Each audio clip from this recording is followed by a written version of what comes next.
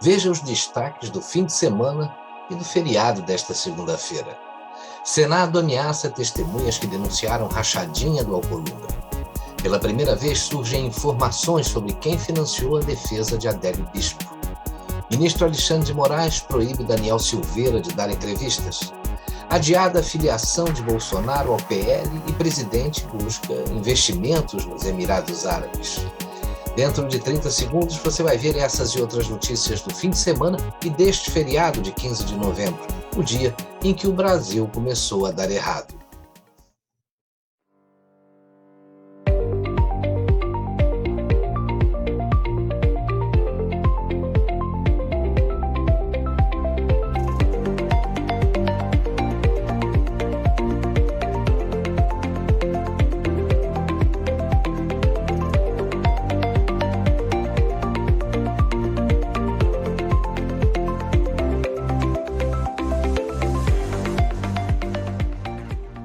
(15 de novembro, o dia em que o Brasil começou a dar errado). Esse é o título do artigo do empresário e presidente do Instituto Brasil 200, Gabriel Kanner. Ele escreveu o artigo para a Revista Oeste. Ele afirmou que a proclamação da República foi a primeira ruptura institucional da nossa história. Hoje é uma das datas mais importantes para entendermos a história do Brasil. Dia 15 de novembro de 1889, marcou o início da nossa República. Foi a data em que, pela primeira vez na história da formação do país, tivemos uma ruptura em nosso sistema político. Para ele, se tivéssemos 200 anos de estabilidade política desde a fundação do Brasil, é provável que estaríamos hoje em condições melhores. Basta olhar para os Estados Unidos, que têm a mesma Constituição desde 1787. A sensação que fica é que nunca conseguimos encontrar o nosso eixo novamente. Nunca conseguimos entender quem somos ou quem deveríamos ser.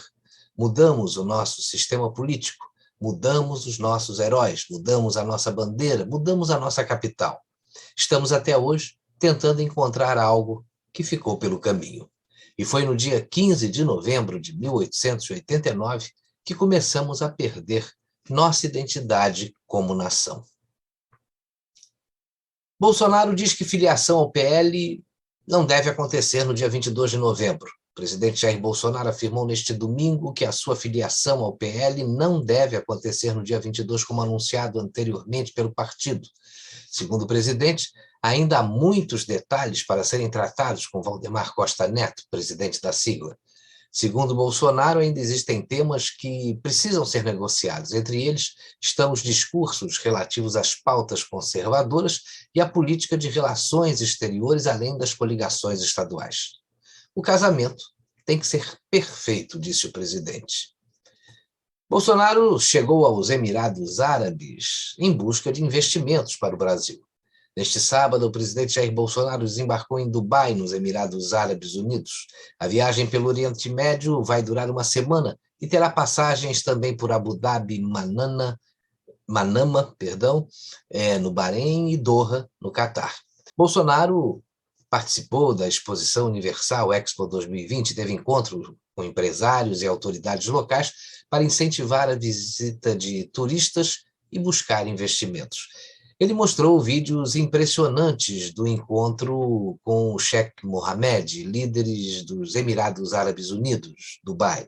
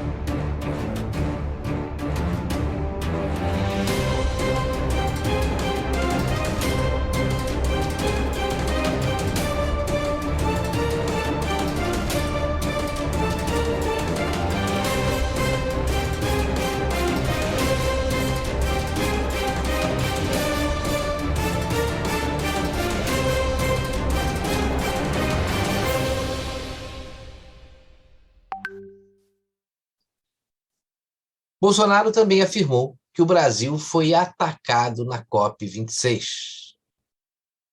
O presidente Jair Bolsonaro disse neste sábado que o Brasil foi atacado durante a Conferência das Nações Unidas sobre Mudanças Climáticas de 2021, a COP26, realizada em Glasgow, na Escócia.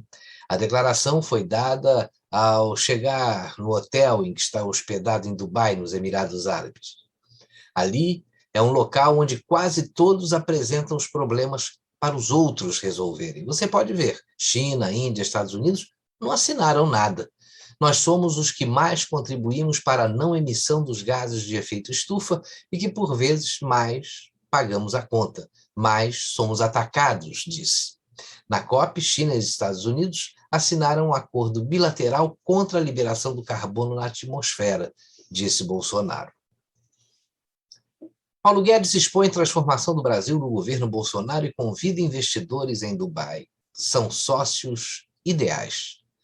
O ministro da Economia, Paulo Guedes, discursou para investidores em Dubai durante a abertura do Fórum Investe Brasil, que busca atrair investimentos para o nosso país. Veja um trecho do discurso do ministro Paulo Guedes. Bom dia a todos, presidente Bolsonaro, autoridades, ministros, empresários. É um prazer estar aqui e agradecer a hospitalidade generosa dos Emirados Árabes e o nosso orgulho de estarmos trabalhando para aumentar a nossa cooperação.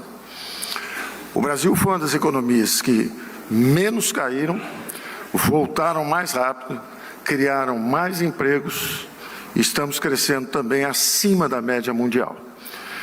Isso graças a uma orientação do nosso presidente de não deixar nenhum brasileiro para trás durante a pandemia. Não faltou dinheiro para a saúde.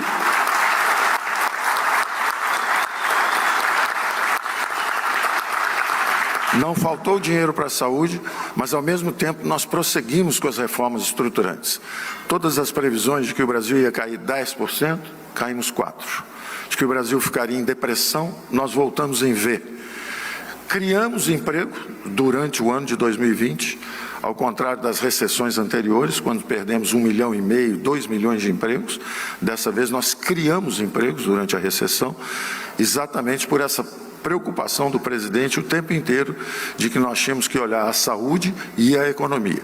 Transferimos recursos para 68 milhões de brasileiros pobres, digitalizamos e transferimos renda para proteger a população mais vulnerável. Já vacinamos 95% da população adulta com uma vacina e 65% com as 2 vacinas, a vacinação plena. Estamos retornando ao trabalho, a economia está crescendo 5,5% esse ano e já temos contratados para os próximos anos mais de 100 bilhões de dólares em contratos assinados em ferrovias, em gás natural, em petróleo, energia elétrica, ferrovias, portos. Vendo aqui os Emirados, esse sucesso extraordinário, essa demonstração de capacidade de reciclagem dos petrodólares. Vendo tudo isso aqui, como no meio das areias do deserto, toda essa riqueza emergiu, são sócios ideais para os recursos naturais que nós temos no Brasil. A capacidade de investimento demonstrada aqui nos últimos 40 anos. Bomba. Senado ameaça testemunhas que denunciaram rachadinha de Alcolumbre. A Polícia Legislativa do Senado Federal adiará o depoimento das ex-funcionárias do gabinete do senador Davi Alcolumbre, que acusam o parlamentar de promover esquemas de rachadinha. A Polícia Legislativa avisou sobre a possibilidade de prisão caso ex-funcionárias que denunciaram o esquema não compareçam para depor. A revista Veja informou que o adiamento ocorreu após o senador Alessandro Vieira entrar com uma petição no Supremo Tribunal Federal denunciando a incompetência da Casa para apurar o caso. Para o senador Alessandro Vieira, o Senado não pode investigar esse caso e muito menos fazer esse tipo de ameaça às testemunhas. Pacheco. Não há motivo para o afastamento de Davi Alcolumbre. O senador Davi Alcolumbre do Amapá está sendo pressionado por membros do Senado a se afastar do cargo após ser acusado de rachadinha em seu gabinete. O presidente do Senado Federal, Rodrigo Pacheco, disse que não vê motivos para afastar o senador Davi Alcolumbre da presidência da Comissão de Constituição e Justiça da Casa. Rodrigo Pacheco disse que Alcolumbre tem todas as condições para presidir a comissão. Ele foi eleito para isso. É um ex-presidente da Casa que merece o meu respeito e tem o direito, como todo cidadão brasileiro, de se defender das acusações que lhe façam. Não há motivo para afastamento do presidente Davi, disse o senador em coletiva após participação no Fórum de Integração Brasil-Europa em Lisboa, Portugal. O presidente do Senado disse que é preciso estar vigilante a roubos de retrocesso à democracia e ao Estado de Direito. Apontado como uma opção à terceira via política, ele disparou munição contra o presidente Jair Bolsonaro, que está no momento sem partido, que buscará a reeleição em 2022, mas também é um outro possível candidato tido como alternativa, o ex-juiz Sérgio Moro, sem mencionar diretamente o nome dos dois.